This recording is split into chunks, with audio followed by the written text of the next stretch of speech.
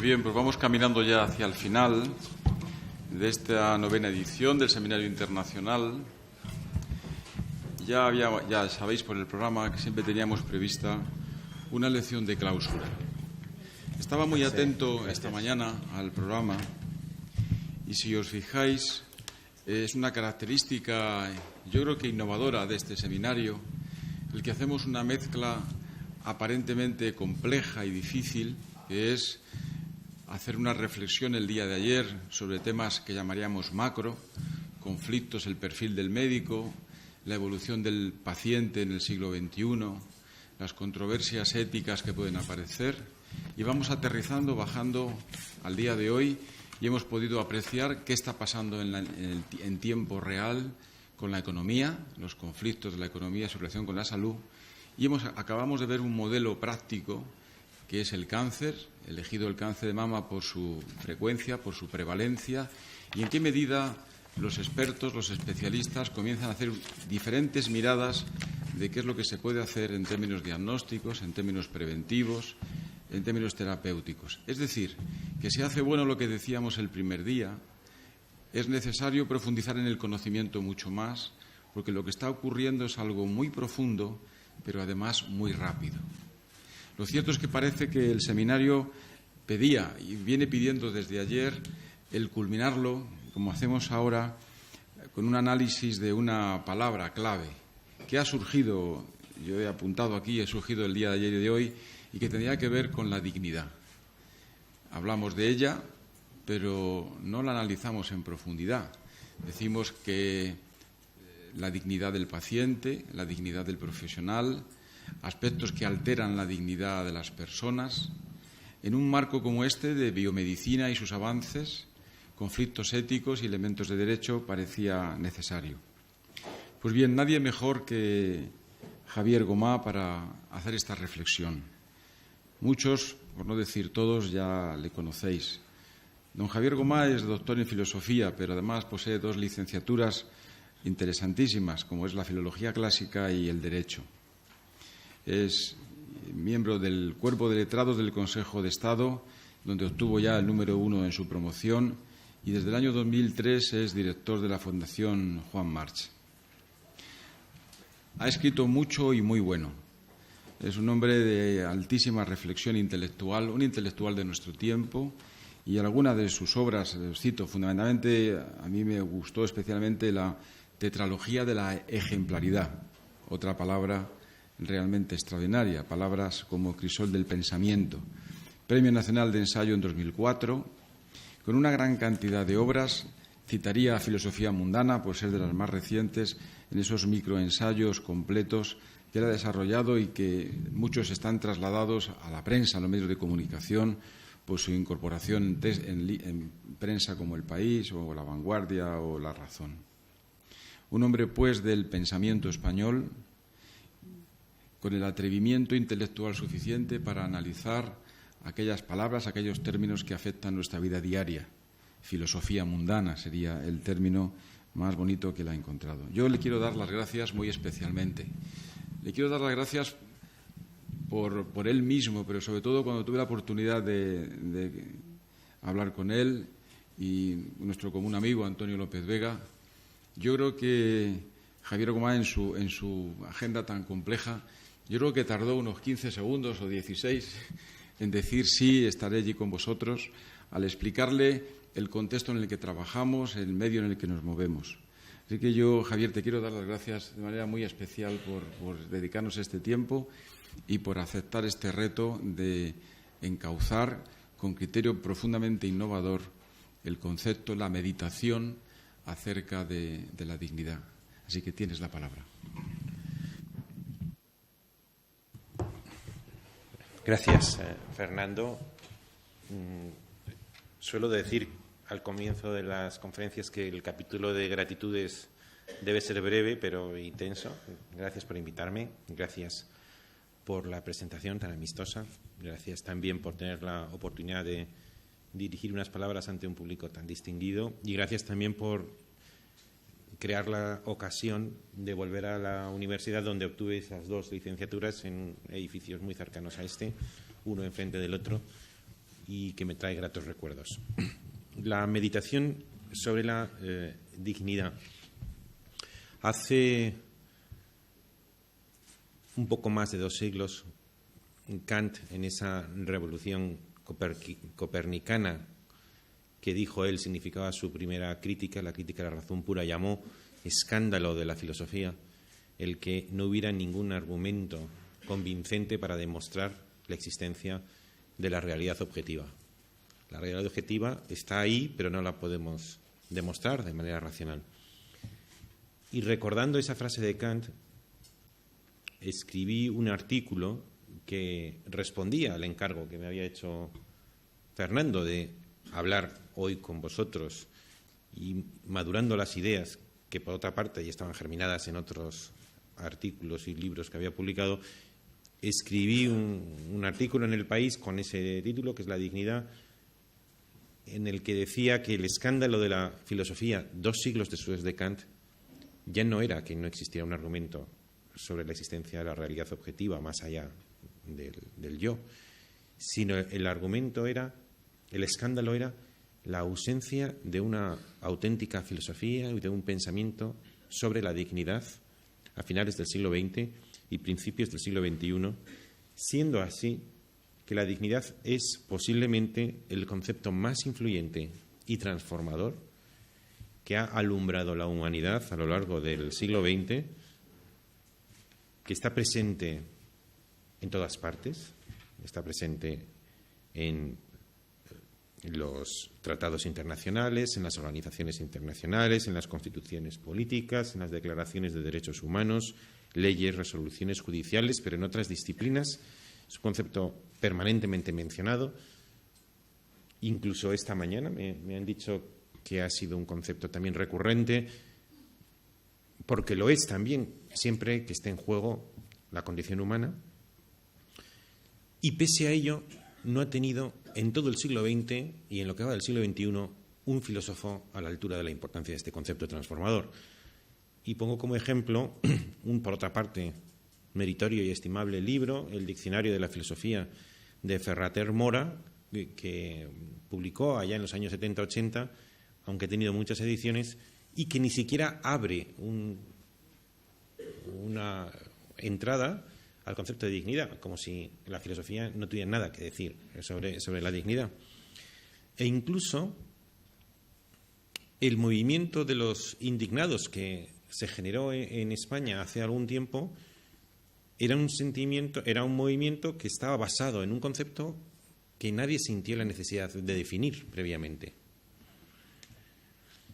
En consecuencia, el concepto de dignidad es omnipresente, está en toda la reflexión que uno haga sobre la condición humana en sus múltiples facetas, es mencionado sin cesar, pero queda como a la espalda nuestra, pendiente de definición.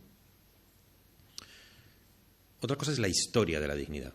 Existen muchas monografías sobre la historia del concepto de la dignidad, que normalmente tiene como pasos obligados la mención a los estoicos, la mención al mundo romano, singularmente Cicerón, los atisbos de dignidad con este nombre o con otro en el pensamiento bíblico, la dignidad en los padres de la Iglesia, que normalmente es una reflexión teológica sobre la dignidad en Santo Tomás, también es un lugar muy habitual dentro de las historias de la dignidad, y finalmente, como 2 cumbres, el concepto de dignidad en Pico de la Mirándola, a finales del siglo XV, y el concepto de dignidad en Kant.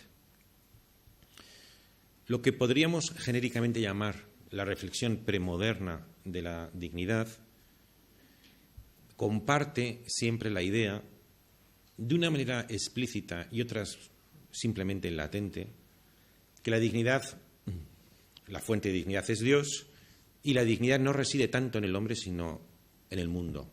El mundo es majestuoso, el mundo para algunos es eterno, y si no es eterno es obra de Dios.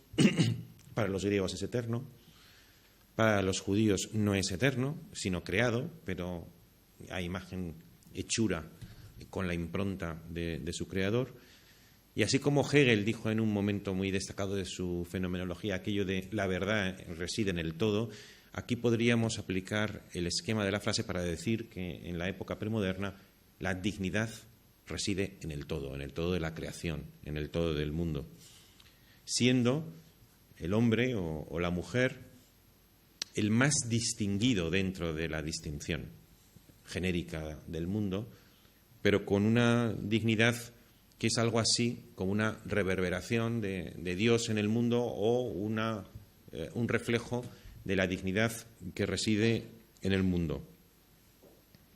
Pico de la Mirandola es en sí mismo ya un comienzo de transición, porque él dice que, en efecto, el hombre, la mujer, es de todas las entidades creadas la que está dotada de mayor dignidad, de todas las cosas creadas, insisto, pero introduce un elemento que acabará siendo decisivo, y es que su dignidad no reside en el hecho de ser como los otros miembros de la naturaleza, sino que reside justamente en su libertad. De manera que si durante los siglos anteriores la dignidad era un atributo de la naturaleza de la que participaba en grado eminente el hombre, con Pico de la Mirandola la dignidad verdaderamente, distintivamente humana ya no es la dignidad de la naturaleza, sino la dignidad de ser como Dios, original, creador y libre. Dice él, voy a citar literalmente, dice él que escribe esa carta, porque es una carta, porque ya sabe por qué el hombre es el más afortunado de los seres animados y más dignos de admiración de todos, y cuál es exactamente el lugar que le es propio en la jerarquía del universo. Y dice, hasta cierto punto, al hombre, que es, dice, una creación sin imagen precisa, Dios no le dio una fisonomía propia, ni un don particular, de modo que el lugar, la fisonomía o el don que escojas sean tuyos y lo conserves según tu voluntad y tu juicio. La naturaleza de todas las otras criaturas, dice Pico, de la Mirandola, ha sido definida y se rige por leyes prescritas por mí. Le dice Dios al hombre, tú, que no estás constreñido por límite alguno, determinarás por ti mismos los límites de tu naturaleza, según tu libre albedrío, en cuyas manos te he confiado. Te he colocado en el centro del mundo para que desde allí puedas examinar con mayor comodidad a tu alrededor que hay en el mundo. Ya no es, como antes, un miembro distinguidísimo de la naturaleza, sino un elemento excéntrico de la naturaleza que se distingue del resto de los entes naturales porque está dotado de un atributo que es más bien divino que natural, que es la creatividad, la libertad, la originalidad. Y es a partir de Kant, en el siglo XVIII, cuando la dignidad empieza a asumir ese torso, esa apariencia estrictamente moderna y supera miles de reflexiones sobre la dignidad premoderna. Y las tres características que, a mi juicio, tiene la dignidad a partir del siglo XVIII y que la hacen una dignidad moderna, por contraste por la anterior, son las siguientes. La primera, la dignidad como propiedad inmanente de lo humano, sin más fundamento que la humanidad misma, a la luz del convencimiento, expresado, por ejemplo, un poco después por Tocqueville, de que ahora nada sostiene ya al hombre por encima de sí mismo. Esto no significa tener o no confesión religiosa, sino, con independencia de la confesión religiosa, es la afirmación de que la dignidad reside en la condición humana sin que se la atribuya a nadie. Por tanto, es inmanente a lo humano, a diferencia de lo que ocurría con la dignidad premoderna. En segundo lugar, es una dignidad convencional. No podemos decir que viene dada por la naturaleza, sino que somos los hombres quienes nos reconocemos unos a otros mutuamente la dignidad. Es decir, mutuamente, aunque parezca un juego de palabras, nos concedemos por contrato un valor incondicional.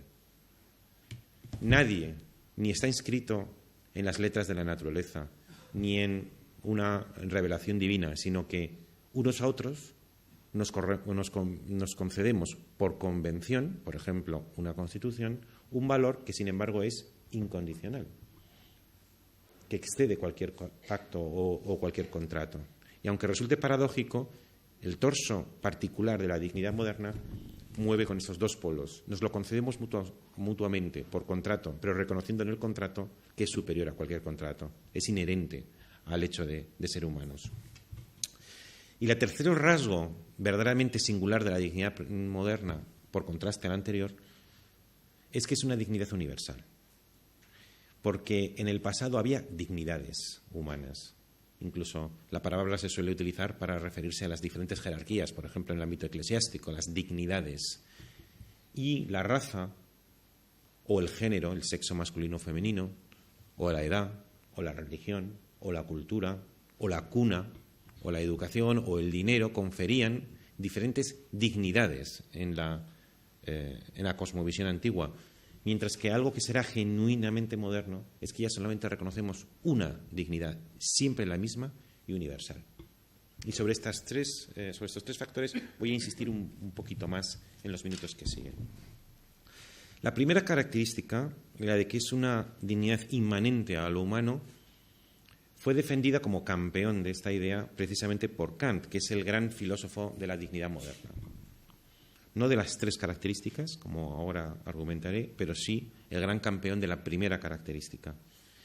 Él mantiene que él propone el ideal del hombre moderno o de la mujer moderna, que es el ideal del agente o de la entidad éticamente autónomo, frente a la época anterior en que otras instancias jurídicas, económicas, sociales o religiosas imponían unas reglas al sujeto moderno. Kant establece como ideal en que el sujeto moderno, el verdadero ciudadano, es una persona autónoma, literalmente, que se concede leyes a sí mismo, que es autolegislador, y que nadie hay por encima de lo humano que le establezca reglas en su comportamiento.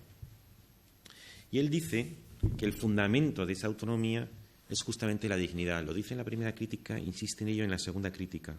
Y fijaos qué distinción tan sutil. Dice él, no es propiamente la moral, la doctrina de cómo nos hacemos felices, que había sido la idea fundamental de la ética, por lo menos desde Aristóteles. La ética es el arte de llegar a tu finalidad. Y al llegar a tu finalidad como ser humano, como miembro de tu especie, eso te produce una perfección que definimos como felicidad. Y dice Kant, no es propiamente la moral, la doctrina de cómo nos hacemos felices, sino de cómo debemos llegar a ser dignos de ser felices. Seamos felices luego o no, es algo que a él no le interesa. Lo genuinamente moderno no es ser felices, sino ser dignos de ser felices. Y ese hacernos dignos de ser felices sería el fundamento del sujeto autónomo, del sujeto moderno, y la verdadera entraña de la nueva ética. En otro momento, Kant distingue entre las cosas que tienen precio y las cosas que tienen dignidad. Dice, tienen precio aquellas cosas que pueden ser sustituidas por algo equivalente, en tanto que aquello que trasciende todo precio y no admite nada equivalente, eso tiene dignidad. Solo el hombre, la mujer, posee con pleno derecho, incondicionalmente, argumento yo ya, esa cualidad de incanjeable, fin de sí mismo y nunca medio. Imaginemos una carretera pública en construcción cuyo trazado debe pasar por una finca privada. El Estado está facultado para expropiar esa finca pagando el justiprecio, porque el interés particular del propietario de esa finca debe ceder ante el superior interés general que todos los ciudadanos van a disfrutar pasando por esa finca, que de otra manera a lo mejor quedaría la carretera o el camino sin hacer. En consecuencia, la finca es expropiable, pero su propietario naturalmente no lo es, ni siquiera en nombre del bien común, por cuanto el interés particular debe ceder ante el interés general. Pero a su vez, el interés general debe ceder ante la dignidad individual, para la que no hay justiprecio posible. Podría definirse en una primera aproximación la dignidad precisamente como aquello inexpropiable que hace al individuo resistente a todo. Definición que a mí me gusta, esa de la dignidad como resistencia. resistente al interés general y al bien común, lo acabamos de mencionar, pero es también el principio con que nos oponemos a la razón de Estado. ¿Cuántas veces se argumenta razón de Estado para hacer algo que nosotros percibimos como repugnante, porque aunque beneficie al Estado, al interés general o al bien común, atropella la dignidad individual, y entonces percibimos como hasta el Estado tiene que ceder a la dignidad individual, que es resistente a todo, también al interés general? ¿La dignidad es aquello que protege a las minorías frente a la posible tiranía de las mayorías? ¿Por qué debemos proteger a las minorías si la mayoría es más democrática? Porque las minorías encierran una dignidad que no debe ser atropellada por nadie, ni siquiera por las mayorías democráticamente superiores. Y también la dignidad es aquello que niega al utilitarismo la ley de la felicidad del mayor número. ¿Sabéis que el utilitarismo es aquella doctrina que dice que es más razonable aquellas medidas que favorecen la felicidad del mayor número? Y la dignidad es aquello justamente que estorba la felicidad del mayor número porque no cede, aunque sea individual, al beneficio de ese mayor número. Y aun cuando el concepto de dignidad no resuelve todos los dilemas morales que normalmente se plantean, ilumina algo la reflexión sobre los dilemas morales. Si consultáis, si veis esos dilemas morales que en cualquier lugar aparecen, esas listas de dilemas morales, el avión secuestrado, el guardaagujas, aquí he puesto algunos, el dilema del tranvía. Muchos de ellos, el dilema consiste en qué pasa si va un tren y tú sabes, por ejemplo, aquí hay uno que es el hombre obeso, que si tiras a un hombre gordo encima, delante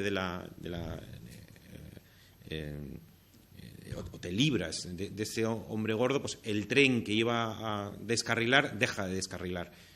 ¿Puede uno sacrificar la vida de un hombre obeso si con ello el tren no descarrila?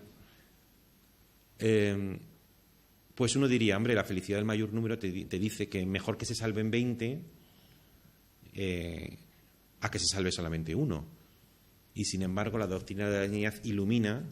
Si imaginamos el caso del secuestro, tantas veces ha ocurrido, se secuestra un avión y los secuestradores comunican que, salvo que entreguen a una persona, a un terrorista de su banda encarcelado por el Estado, si entregan a ese terrorista, liberarán a todos los secuestrados. Caso contrario, liquidarán a todos los ocupantes de ese avión, que son 257. Entonces,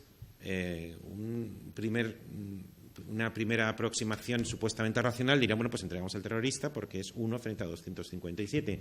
Y sin embargo, ese principio utilitarista queda contradicho por una reflexión sobre la dignidad que hace que nadie nunca puede ser sacrificado.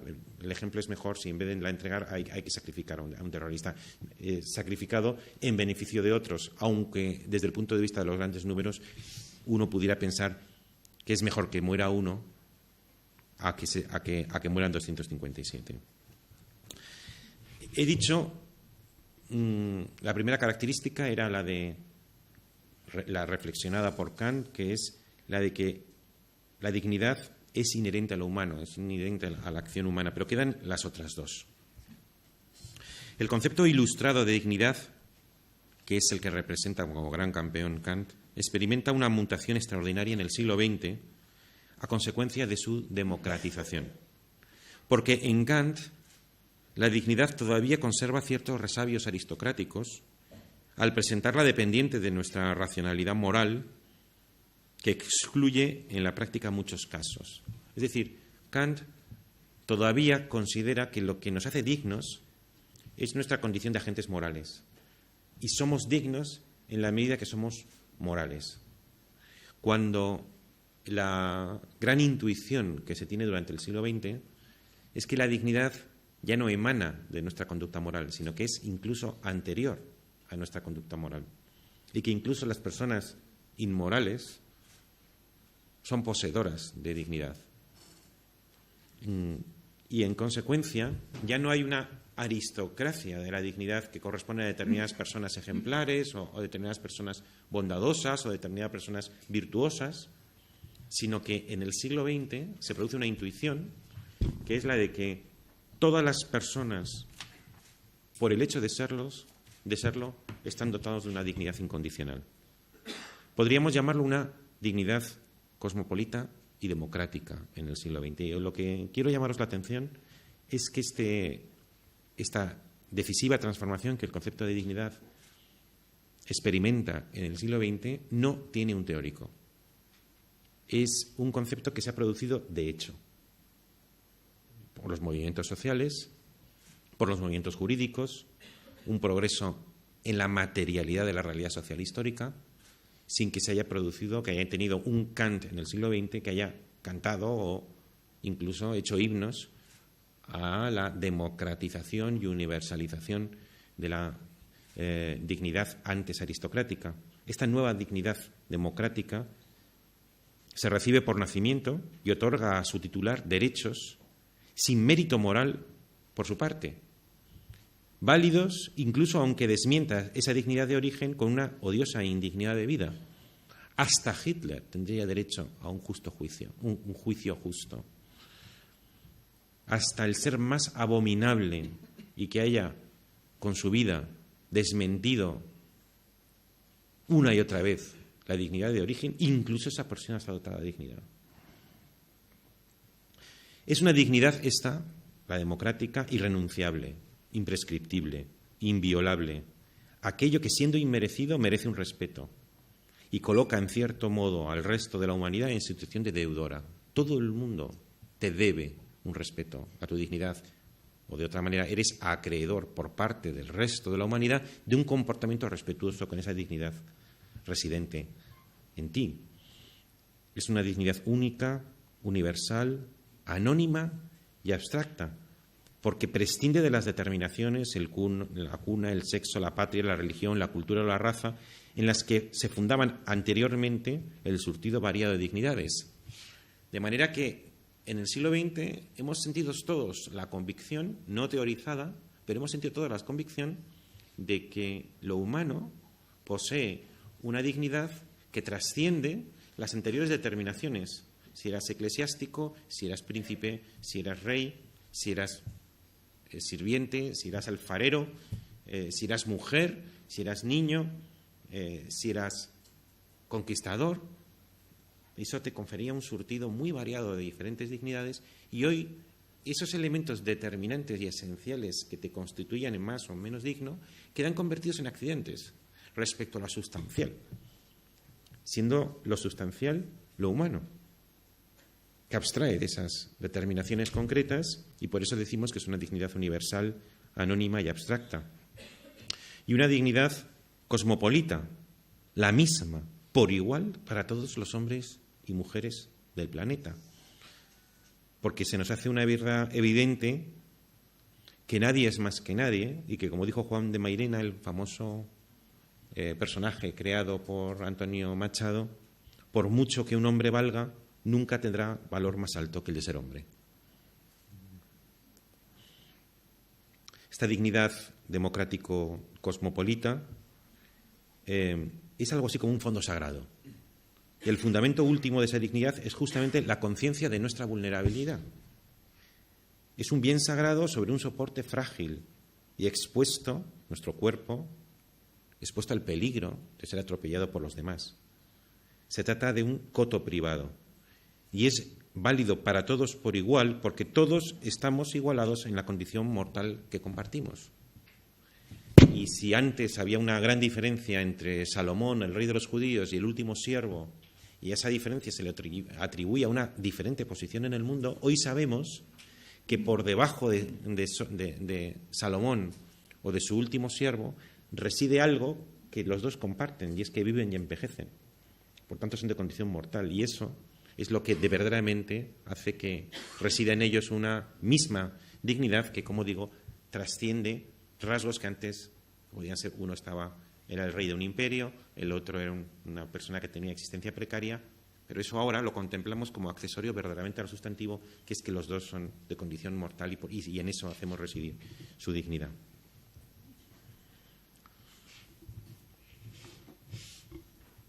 El ciudadano moderno, y quiero referirme a esto precisamente porque estamos en sede universitaria, debe ser formado de dos maneras. ¿Cuáles son las dos finalidades de la universidad? Aparte, por supuesto, de transmitir conocimientos, pero si tuviera que definir cuáles son las dos funciones de la universidad, la primera, por supuesto, es que la universidad produzca profesionales. Es decir, personas competentes en una determinada profesión u oficio. Ojalá de esta facultad, por ejemplo, salgan excelentes médicos y que desarrollen con amplio dominio de su oficio sus funciones y por esas funciones desarrollen una prestación a la que normalmente asignamos precio, siguiendo la terminología de Kant, y con ese precio obtengan unos ingresos con los que se ganen honestamente la vida. Es decir, habría ahí una equivalencia de conceptos que son profesionales, obra o prestación bien hecha, sometida a precio, y el profesional se gana la vida. Y es mucho una sociedad compuesta por profesionales, con buenos profesionales, que sean capaces de ganarse decentemente la vida ejerciéndose su profesión, una profesión a la que ponemos precio. Y por tanto, la primera función de una universidad es justamente producir profesionales que se den la vida desarrollando prestaciones sujetas a precio.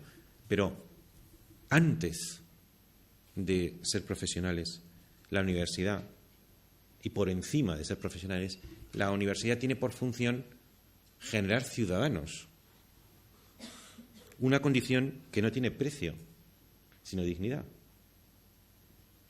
La universidad es el lugar en el que el ciudadano adquiere una mejor comprensión del valor incondicional de su dignidad, no sometido a precio. Precio y dignidad no son el par de un antagonismo insuperable, pero mantienen una tensión eterna, no susceptible de conciliación definitiva, porque cabe definir la dignidad como aquello que en general estorba, que es como a veces se dice en griego suegra, ¿no? Dicen estorbas, ¿no? Pues a mí me gusta esta definición de la dignidad es aquello que estorba el rendimiento, estorba a la productividad, estorba al pragmatismo, estorba al interés general, estorba al bien común. Pero tiene que estar ahí, en tensión permanente. Y entonces, aquí sería deseable que esta facultad, por ejemplo, fuera capaz de producir excelentes médicos, extraordinarios profesionales, pero al mismo tiempo conscientes de la dignidad residente en lo humano y que en ocasiones esa conciencia de la dignidad de lo humano estorba al buen ejercicio de su profesión. Si por el buen ejercicio de la profesión entendemos aquello que le va a producir mayor productividad como médico, mayor rentabilidad como médico, mayor precio como médico, y esa tensión entre el precio de los profesionales y la dignidad de los ciudadanos es algo que está permanente en el corazón humano y que además no puede ni probablemente debe nunca conciliarse, sino que es una especie como de juego en la que tenemos que asumir como inherente o como formando parte ineludible de lo humano. Ahora bien, decimos que la dignidad es inviolable, es una de sus características. Y es aquí que se trata de un atributo inviolable que, como sabemos, se viola 1000 veces al día. Es inviolable, pero se viola 1000 veces al día. La gran diferencia con respecto al pasado es que en el estadio democrático de la cultura en el que ahora nos encontramos, ya nadie puede violarlo sin envilecerse. Sin envilecerse. La repugnancia que nos inspira en los cotidianos atropellos nos despierta un sentimiento aún más vivo de nuestro propio valor. Por ejemplo, las mujeres durante milenios han sido violadas, pero la palabra que designaba ese acto no era violación. O bien no había palabra para designar ese acto, o bien era algo asumido como formaba parte de los derechos del varón, o de la educación del señorito, o del señor feudal, y formaba, como digamos, como unas servidumbres inherentes a la condición de ser mujer y, por tanto, sujeta a la posición predominante del varón. Hoy hay violaciones, por desgracia, pero la diferencia es que hoy consideramos que son atropellos a la dignidad y consideramos que nadie puede violar sin cometer un atropello y sin envilecerse individualmente. Esto significa un cambio en términos morales decisivo. Y la pregunta que os propongo, que haré apenas me dará tiempo a responderla, es: la democracia liberal en la que nosotros vivimos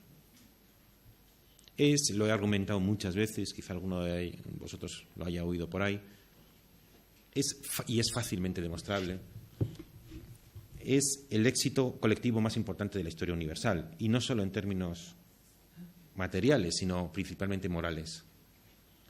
Y la pregunta es: ¿por qué, si la democracia liberal en la que todos vivimos es el éxito colectivo más destacado de la historia universal, por qué crece el descontento? ¿Por qué la tonalidad afectiva de nuestro tiempo es el descontento, aquello que Freud llamaba el malestar? ¿Por qué cunde el malestar? Si vivimos en la época que más ha progresado, no solo en términos materiales, sino sobre todo en términos morales, en comparación con el resto de la historia universal y el resto de los pueblos del planeta. ¿Por qué?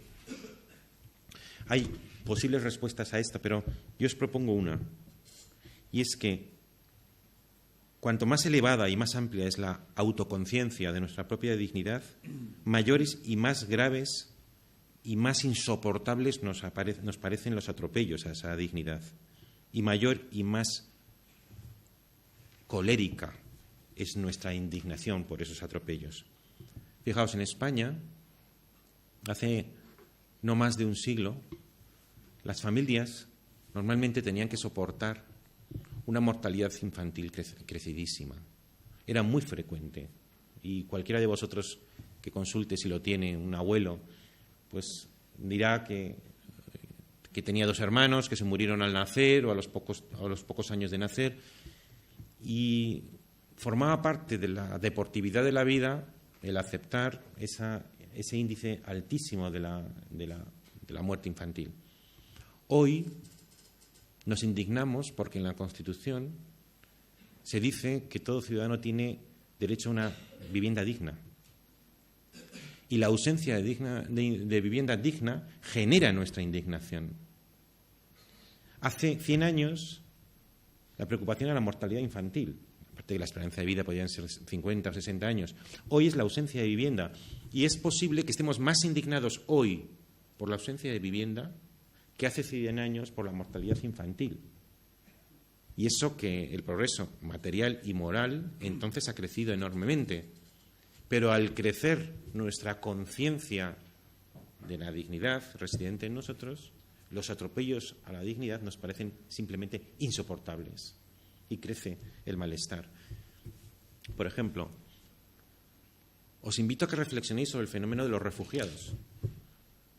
El fenómeno de los refugiados ha producido una gran indignación universal, dirigiéndonos a las organizaciones internacionales o hacia los Estados, nuestra repulsión por la situación en la que ellos se encuentran, y con motivo. Pero yo os digo que la indignación por los refugiados indica un progreso moral de las sociedades modernas que no ha existido antes, porque desde el aurora de los tiempos la gente no se preocupaba, no se ponía en el lugar del otro, del extranjero, del que vivía en otro continente, en otra cultura, en otro estado, que eran seres simplemente sin derechos, ya no digo sin dignidad. Y el hecho de que ahora pensemos, nos sentemos interpelados por un individuo que vive en Siria y que intentan entrar en nuestras fronteras y que su situación genere nuestra indignación, eso es un progreso moral incomparable. Nunca había ocurrido eso antes en la historia universal. En consecuencia, de igual manera que me gusta decir los hechos que producen nuestro escándalo cuando se produce, por ejemplo, un caso de corrupción y nos escandalizamos, los hechos que producen nuestro escándalo son malos, pero el hecho de escandalizarnos es bueno porque indica que tenemos un ideal de ejemplaridad alto en nuestra conciencia. De igual manera digo que aquellos hechos relacionados con los refugiados que nos indignan son malos, pero la buena noticia es que nunca antes había producido una indignación que podríamos llamar igualitaria, democrática y cosmopolita, atribuyendo a cualquier persona, aunque sea de otra religión, de otra lengua, de otra cultura, de otro continente, la misma dignidad que nos atribuimos unos a otros aquí. Y voy a terminar con 2 comentarios más. Casi, esto ya es de orden no sociológico ni filosófico, sino casi ontológico. Y es que antes decía, bueno, la dignidad es inviolable, pero es violada todos los días 1000 veces. Pero junto a las violaciones a mano airada de otras personas, de otros ciudadanos, está lo que podríamos llamar el atropello o la indignidad de nuestra condición mortal, del hecho de que tengamos que morir. El sentido, la muerte que esfuma todo sentido absoluto a la vida humana. Hoy todo el mundo quiere dar sentido a su vida, pero eso del sentido a la vida es un concepto reciente, porque durante milenios, durante toda esa época de la premodernidad hasta el siglo XVIII, la gente no buscaba sentido a su vida, porque era demasiado evidente el sentido de su vida.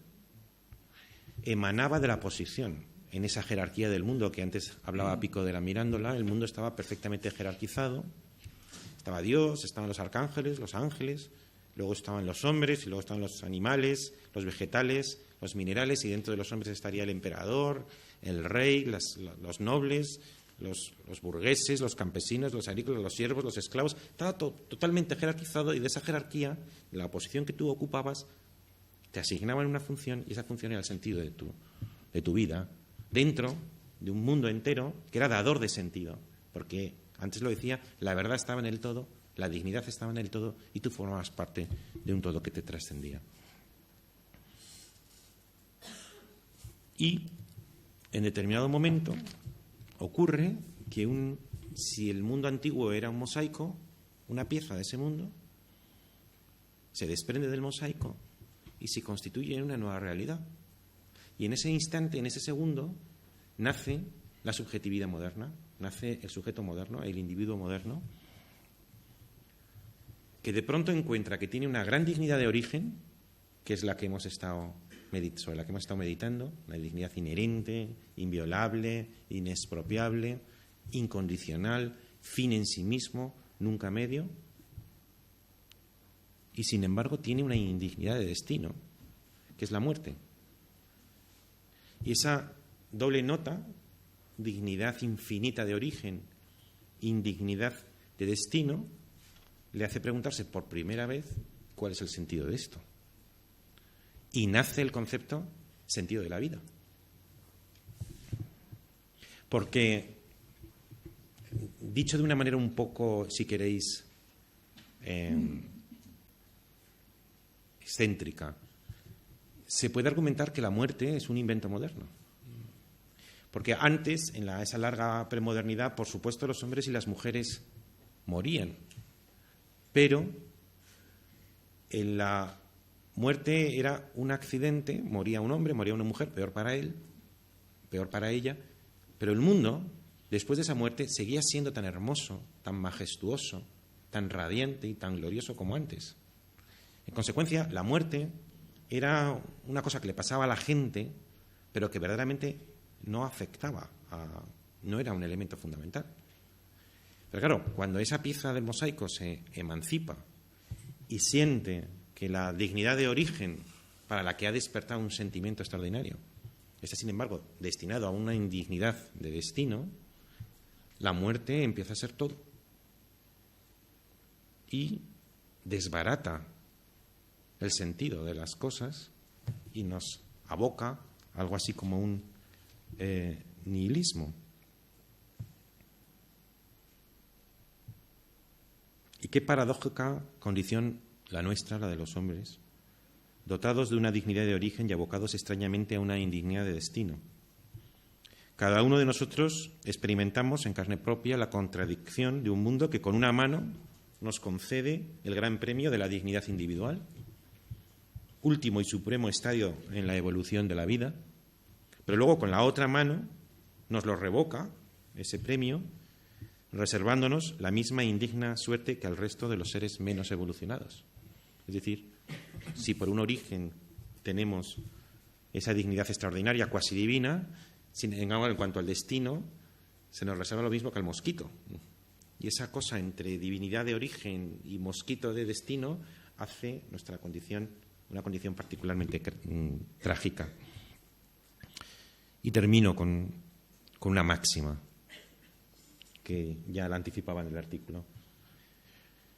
Demasiado conscientes de esta dignidad metafísica última, la muerte, la felicidad como tal, como ideal antiguo, es una posibilidad que ha quedado postergada para nosotros, los seres contemporáneos.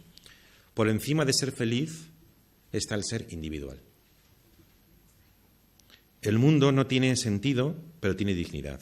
O quizá deberíamos decir que la dignidad, preservar la dignidad, respetar la dignidad, es el nuevo sentido.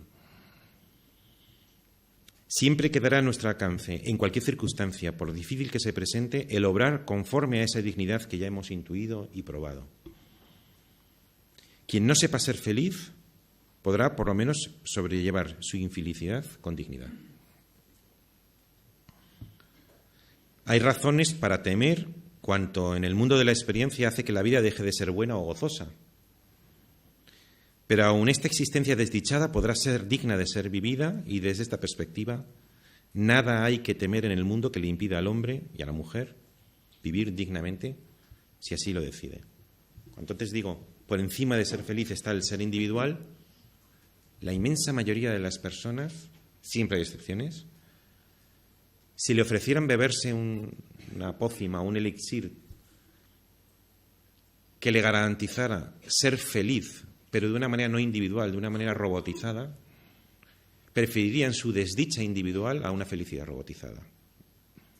Os lo pregunto también, ¿eh? ¿Qué preferéis? ¿Ser desdichado a vuestra manera o ser felices de una manera abstracta, de una manera impersonal? La mayoría de la gente hoy, por la conciencia que tienen de que ser individual está por encima de ser feliz, prefieren ser desdichados a su manera, y yo también. Lo nuestro ya no es ser felices, sino, como dijo Kant, ser dignos de ser felices. Lo nuestro es dotar a nuestra vida individual de una forma insustituible, para que así nuestra muerte sea verdaderamente un atropello intolerable. Que resulte manifiesto para el mundo que nuestra muerte constituye una objetiva pérdida, una destrucción absurda y sin sentido, una visible injusticia, una indignidad. La máxima que guiará nuestras vidas a partir de ahora será: compórtate de tal manera que tu muerte sea escandalosamente injusta. Muchas gracias. Muchas gracias. Muchas gracias. Muchas gracias. Muchas gracias. Muchas gracias. Muchas gracias. Muchas gracias. Muchas gracias. Muchas gracias. Muchas gracias. Muchas gracias. Muchas gracias.